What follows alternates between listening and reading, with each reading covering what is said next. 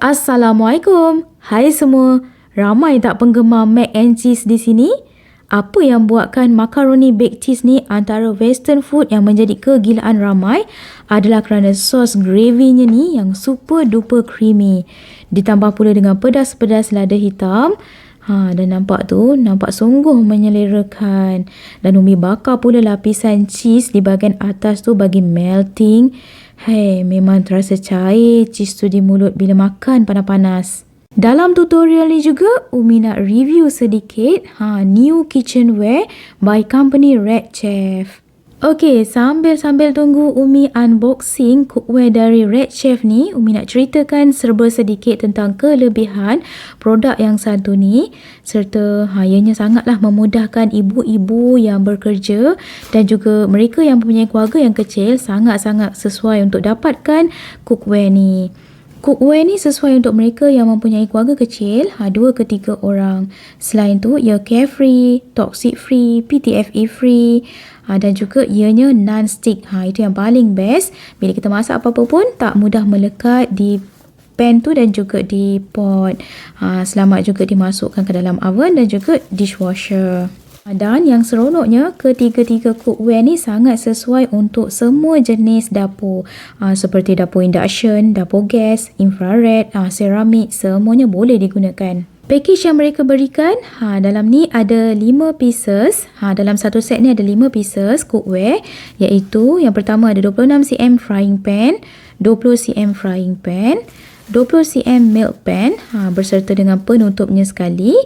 Dan ada satu detachable handle, iaitu removable handle.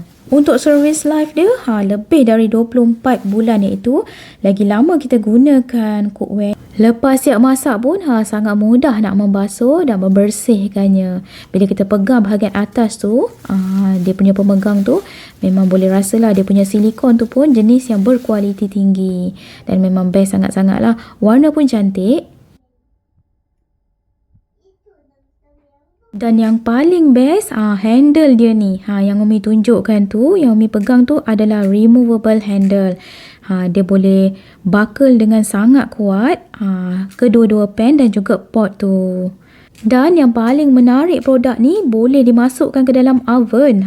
Pot berserta frying pan ni, ketiga-tiga ni boleh masuk dalam oven kerana ianya tahan resistance sehingga 450 degree Celsius. Dan dia juga boleh dimasukkan dalam dishwasher. Selamat untuk digunakan. Beserta materialnya dibuat daripada ceramic rock.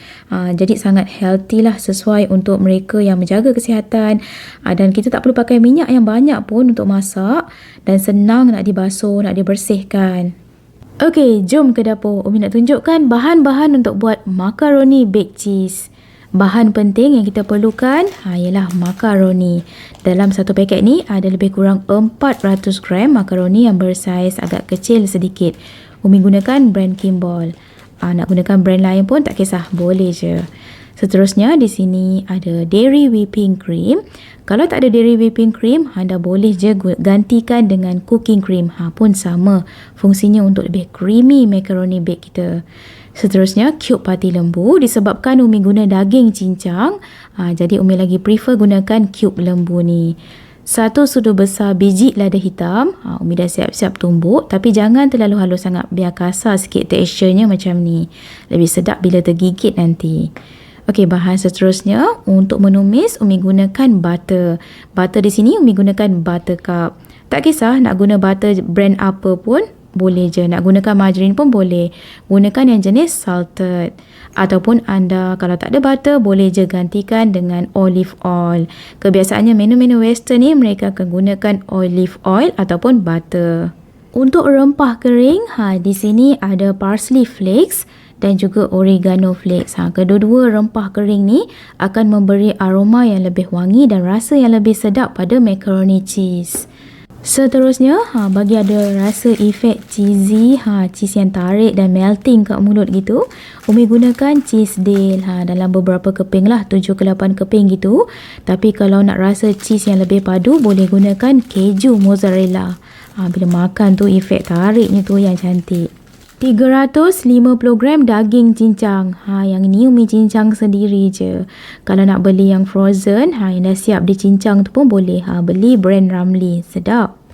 Langkah pertama, Umi akan rebuskan dahulu makaroni. Gunakan pot kecil by Red Chef ni. Memang ngamlah untuk 400 gram makaroni ke dalam pot ni. Masukkan air yang mencukupi. Kemudian buka api sederhana besar dan Umi letakkan sedikit garam bagi berasa makaroni tu. Kemudian kita biarkan air ni betul-betul mendidih dan menggelegak dahulu. Barulah dimasukkan ke semua makaroni tersebut. Tujuannya supaya air tu bila dah menggelegak, cepat sikitlah proses untuk makaroni ni masak. Dan bila dah masukkan je makaroni, kena rajin gaulkan supaya kesemua makaroni tersebut masak sekata. Dan jangan dimasak terlalu lama. Bila dah nampak agak kembang sedikit dan dah agak lembut tu, boleh terus matikan api dan kita toskan dan lalukan sekejap di bawah air paip. Biar kita matikan proses makaroni tu masak. Kemudian alihkan pemegang. Lepas siap merebus makaroni, alihkan pula ke pan yang agak besar sedikit ni untuk kita buat gravy sosnya. Bahan-bahan tumisan untuk gravy sos. Di sini Umi ada 7 ulas bawang putih.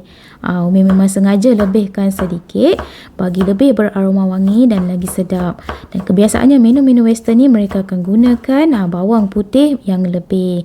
Cincangkan bagi betul-betul halus. Kemudian dah siap cincang, alihkan dalam satu piring dahulu. Seterusnya, setengah biji bawang Holland pun sama, cincang bagi betul-betul halus. Cara nak dapat potongan untuk kita cincangkan bawang Holland ni dengan mudah, boleh rujuk video macam Umi buatkan tu. Nampak lebih mudah kan? Untuk menu-menu western ni memang digalakkan untuk guna bawang Holland berbanding bawang India yang besar tu ataupun bawang kecil. Kerana bawang Holland ni rasanya lebih manis dan lebih rangup. Cincangkan bagi betul-betul halus. Supaya bila kita masak nanti, lebih cantik lah kita punya gravy sauce tu. Tak adalah nampak ketulan bawang yang terlalu besar. Bahan seterusnya, setengah batang lobak merah. Lobak merah ni pun sama, Umi cincangkan bagi betul-betul halus. Iriskan dahulu bagi nipis, kemudian baru cincang halus. Kalau anda kurang gemar carrot, nak gantikan dengan lada benggala yang berwarna merah, hijau pun boleh je, tak ada masalah. Bagi nampak lebih menarik lah warna sos gravy kita tu kan. Tak adalah putih semata. Untuk bahan terakhir, di sini Umi ada 5 batang cendawan butang. Iriskan bagi halus dan cincang. Kalau nak ganti dengan cendawan shiitake pun sedap. Untuk buat gravy sauce ni, Umi gunakan frying pan by Red Chef yang berukuran 26 cm. Masukkan 1 sudu besar butter, bagi butter tu mencair sekejap. Nampak tu pannya memang mudah panas. Tapi tak melekat pun bila nampak dah agak kepirangan gitu kan. Masukkan bawang putih, tumis bagi naik bau. Bila dah naik bau, masukkan pula bawang Holland. Tumiskan sekejap bagi bawang ni naik baunya. Dan Umi masukkan cube pati lembu dan juga terus masukkan daging yang telah kita cincang. Kita akan masakkan sekejap daging ni hinggalah dagingnya empuk. Kalau anda tak ada stok daging kat rumah atau kurang gemarkan daging, boleh je gantikan dengan ayam. Masukkan biji lada hitam yang telah kita tumbuk tu. Tekstur biji lada yang kasar-kasar gitulah yang nampak lebih menarik dan sedap bila tergigit. Okey, daging dah nampak empuk dan mengeluarkan air tu. Masukkan carrot. Nampak lebih menarik kan warnanya. Gaul sebati, kita biarkan sekejap hingga daging empuk. Kemudian masukkan cendawan butang. Gaul sebati, tunggu sekejap bagi daging betul-betul empuk, masak sempurna. Kemudian bolehlah masukkan dairy whipping cream. Okey, sukatan untuk dairy whipping cream ni Umi memang tak sukat.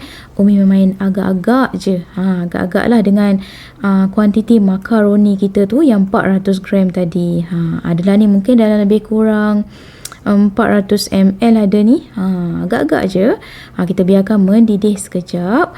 Waktu ni dah boleh masukkan parsley dan juga oregano flakes. Bila dah masukkan 2 rempah ratus ni, memang naiklah aroma wangi tu. Umi masukkan lebih sedikit. Gaul sebati dan biarkan sekejap masak hinggalah sos gravy kita ni mendidih dan semakin memekat. Nampak tu dah nampak lebih menarik kan. Umi ada tambahkan dengan sedikit lagi oregano dan parsley flakes. Umi tak tambahkan pun apa-apa susu fresh milk ke atau apa-apa cecair. Hanya gunakan dairy whipping cream semata-mata. Sebab nak rasa sos gravy ni betul-betul creamy dan sedap. Ala-ala dah macam sos carbonara pun ada ni rasanya. Memang sedap sangat-sangat. Okey, kemudian anda boleh perasakan dengan sedikit sahaja garam. Sebab cube pati lembu pun tadi dah ada rasa masinnya kan. Gaul sebati, dah nampak agak memekat sedikit ni kan. Jangan terlalu pekat sangat. Dah macam pekat gini, dah kira okey dah. Matikan api. Ketepikan dahulu sos gravy ni, bagi suam-suam sedikit, barulah nanti kita sirakan di atas makaroni. Kemudian makaroni yang telah kita keringkan tadi, Umi lalukan sekejap bawah air supaya tak melekat antara satu sama lain. Nampak tu hasil kejadiannya, tak terlalu kembang, cantik elok je makaroninya kan. Nampak ngam elok je kan. 400 gram makaroni masuk dalam pot yang bersaiz 20 cm. Pot yang sama Umi gunakan untuk merebus makaroni awal-awal tadi. Okey, kemudian sos gravy dah suam-suam gitu. Sirakan di atas makaroni tersebut. Kemudian gaul sebati, bagi sos gravy tu bercampur rata dan sebati di keseluruhan bahagian. Kenapa Umi masukkan semasa sos gravy ni dah suam-suam, bukan masih panas? Sebab kita tak nak makaroni tu terlalu kembang sangat. Bila sos tu panas, dia akan sambung proses masaknya. Jadi kita tak nak makaroni tu terlalu kembang, nanti tak sedap dan tak cantik kejadiannya. Nampak tu? Masih kekal kan bentuk makaroni tu, tak kembang sangat. Bila dah bercampur rata dan sebati elok, ratakan bahagian belah atas tu. Untuk kita taburkan pula, untuk kita letakkan cheese cheddar. Kalau nak taburkan dengan keju mozzarella pun boleh je. Taburkan banyak-banyak biar cheesy gitu kan.